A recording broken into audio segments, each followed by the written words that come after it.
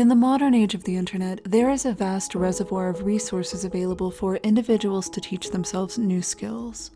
You could learn how to cook, how to sew, you could even teach yourself calculus. But how far could one take this virtual do-it-yourself style of learning? Could one teach themselves how to engage in real warfare in a third world country? Could one learn to perform medical procedures on injured combatants from watching YouTube tutorials? Could one prepare themselves to simply show up to a war and start fighting with no military experience whatsoever? Although many would vehemently answer no to most if not all of these questions, there's at least one individual who would beg to differ. This is the story of Kevin Dawes, the internet's self-taught soldier. Many knew Kevin by his online persona Caro. He became popular on the forums of the satire website Something Awful around 2010. He was a controversial poster who found himself regularly probated and banned for expressing anti-police, anti-government sentiment, along with his insistence that he was being hunted by the CIA. "I am being hunted by a national-scale police CI team for unknown reasons," Kevin posted. "They have followed me for years, destroying my life in a very vicious and systematic fashion." Much of what Kevin had to say about police and the CIA was startling, revealing an imagination for violence. "You really don't want to know any CIA agents," he wrote. "Just remember there are always methods of topping them. What if you took a large bore IV catheter and jammed it into a major vein or artery, and then motorboated it with your mouth until they complied? You don't run a large risk of killing them unless you've put about 20 cc's of embolus into their circulatory system." Most members on the Something Awful forums regarded him as a troubled young man who was experiencing symptoms of paranoia, although, according to Caro, he was mentally healthy and had been told so by medical professionals. When asked how he planned to protect himself from his CIA pursuers, he laid out plans for what could only be described as a superhero uniform, where he would use forklift fuel cells to design an Iron Man suit, not a costume, an Iron Man suit. He also devised a mind control satellite which would induce insanity in anyone he chose. Combine this with a rifle scope, Kevin posted, a camera, image processing to track heads on people, and high angular precision, and you've got yourself a crazy person machine. Anyone I use it on would simply end up in a mental health facility. Oftentimes, attempts to debate or argue with Kevin would be met with a challenge to a physical altercation, or an accusation of working for the CIA. Anyone familiar with the social dynamics of online message boards knows that this type of response only invites further provocation. It likely goes without saying that Kevin became a source of mockery on the forums. However, many users continue to urge Kevin to seek the psychiatric help he clearly needed. Although his mental health was regularly called into question, one thing that was totally clear was that Kevin was fully confident in his own abilities. And it was with this hubris that Kevin got himself into trouble. The following year in 2011, Kevin appeared in a Something Awful discussion regarding the Libyan revolution. He was posting under a different username due to his previous account being banned. In this discussion, he detailed his plans to fly to Libya in order to gather close quarters footage of the conflict. Apparently, he now considered himself a war journalist, and had purchased protective gear as well as a fully stocked medic bag complete with IV lines in preparation for the trip. Although some brave journalists were documenting the Libyan crisis, the members of Something Awful knew Kevin to be mentally unstable, prone to impulsivity, and lapses in judgment. After all, this was the same person who only months before had described making an Iron Man suit and an insanity beam to protect himself from CIA stalkers. The forum collectively tried talking sense into him. "You are in no way qualified to be a war reporter," one user warned. "Don't do this, Caro. You're seriously going to die if you try this," another pleaded, and not from CIA mind control drones either. Kevin responded flippantly, "This is happening, deal with it." When asked if he had any experience in war zones, Kevin replied, "Live leak." When asked where he became qualified as an infield medic, he stated that he'd watched YouTube tutorials. It wasn't just his inexperience that alarmed his fellow forum members. It was his overconfidence, his naivete, his delusions of grandiosity which raised the reddest of flags. He summed up his attitude by writing the following. But try as they might, Kevin would not be dissuaded, so the members of Something Awful simply wished him luck. In turn, he urged them to keep an eye on his YouTube channel, where he would be uploading his experiences. Less than a month later, posting under yet another username, Kevin checked in with the forums, confirming his arrival in Libya. "I'm still alive," he wrote. "Made it to Misrata, doing good. Check the YouTube station."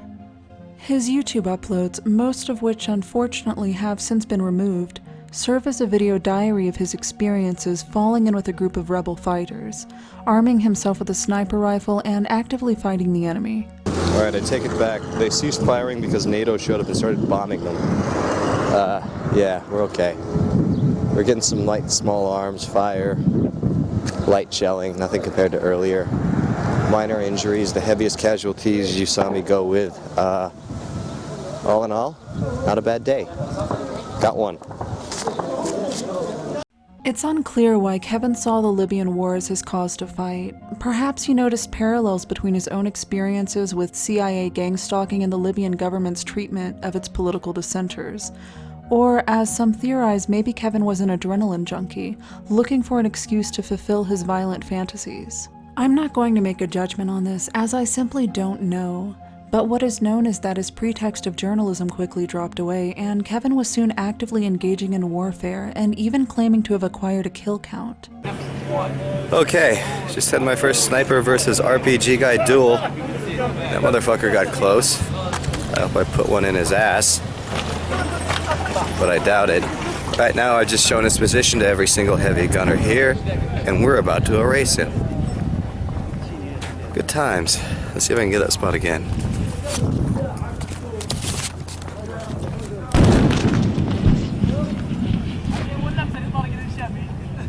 Not only this, but Kevin stated that he was performing surgery on fellow injured combatants. "Oh, and that surgery," he wrote, "I performed it under some watchful eyes. I'm medic qualified." Knowing full well what Kevin meant by medic qualified, the Something Awful forums were beginning to realize how dangerous Kevin could be, not only to himself but to others. This became especially salient when Kevin removed a tourniquet on an injured person and replaced it with, quote, "one of my much better tourniquets." Responses included, "You are absolutely insane, and the best case scenario is that you die before you kill others," and "Get help, you schizophrenic lunatic."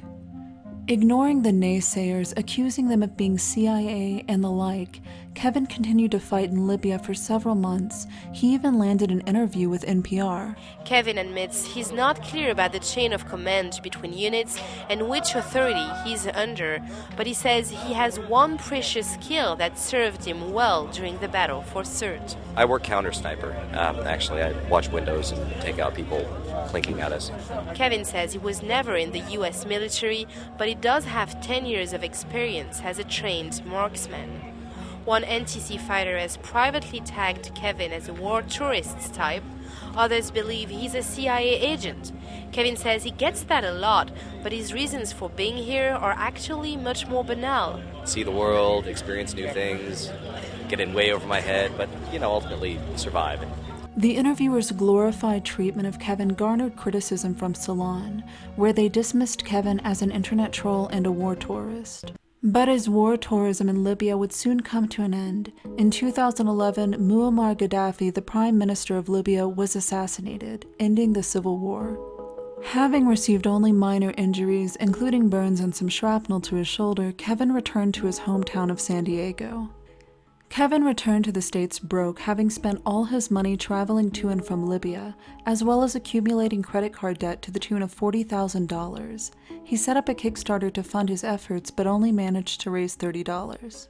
Having been permanently banned from Something Awful by a moderator who told him to seek professional psychiatric help and get back on meds, do it soon before you get yourself or an innocent person killed. Most of what is known about Kevin during this time is written in an article by GQ, which I'll link in the description below. According to the article, he continued to speak privately with Something Awful forum member Brown Moses, expressing his desire to repeat his Libyan adventure in Syria, which at the time was under their own civil war. Occupied by extremist groups such as Al-Qaeda and ISIS, freelance war journalists were being captured and kidnapped with some regularity in Syria. Kevin had survived Libya, but this was much different. Brown Moses urged him not to go through with it, but similar to his Libyan escapade, Kevin would not be dissuaded. It wasn't long after Kevin arrived at his destination that communications with him went completely dark. His usual updates on YouTube and Twitter, as well as messages to his friends, had suddenly stopped. People grew worried about him, and it wasn't long until their fears were confirmed, as Kevin was officially registered as a missing person in the FBI database. Kevin Patrick Dawes is a freelance photographer who traveled to Syria in September 2012 via Turkey. The last known contact with Dawes was in October of 2012. The consensus on the Something Awful forums was that Kevin was likely dead, either having been killed in battle or captured by extremists. It seemed probable that they would never hear from him again. Posters chose to reflect on him in different ways. Caro fought for what he believed in. He tried to make a difference in life. He did not choose the path of least resistance. He chose to fight, and he died a warrior's death. Caro had a mental disorder and paid his life for not getting treatment.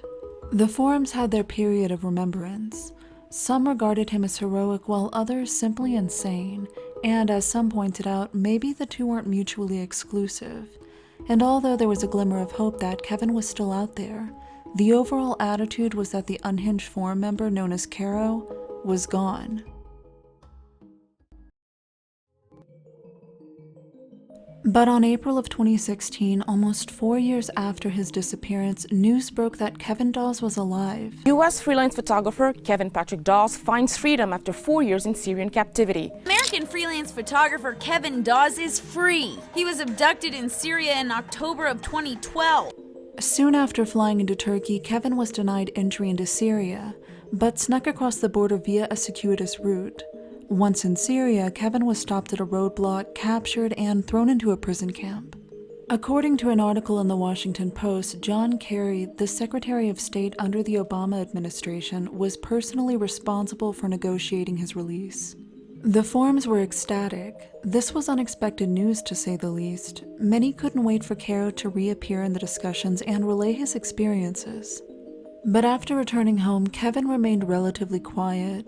No YouTube uploads, no Twitter posts, no forum activity, although he did start a blog which begins, "My name is Kevin Dawes, and I am a freelance battlefield photojournalist. In October of 2012, I was captured by forces loyal to Bashar al-Assad after crossing illegally from Turkey into Syria. I was held for 3.5 years. This is my narrative of those events." I'll leave a link to his full blog in the description below. The legacy Kevin has carved for himself is a divided one.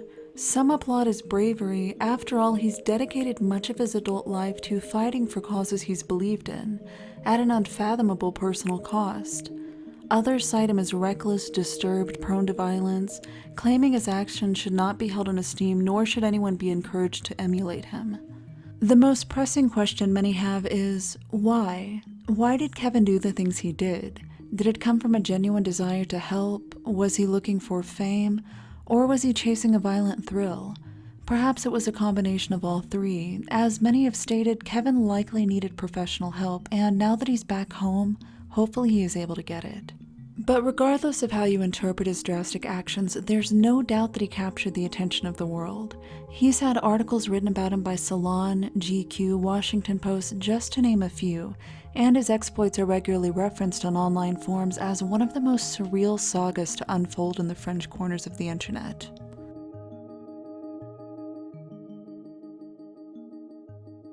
A big thanks to Elliot Higgins, aka Brown Moses, for taking time out of his busy schedule in order to make my research into this topic much easier. If you aren't familiar with Elliot's work, he is the founder of Bellingcat, an award-winning platform which supports open source and social media investigations to explore a variety of subjects. I'll leave a link to his site in the description below.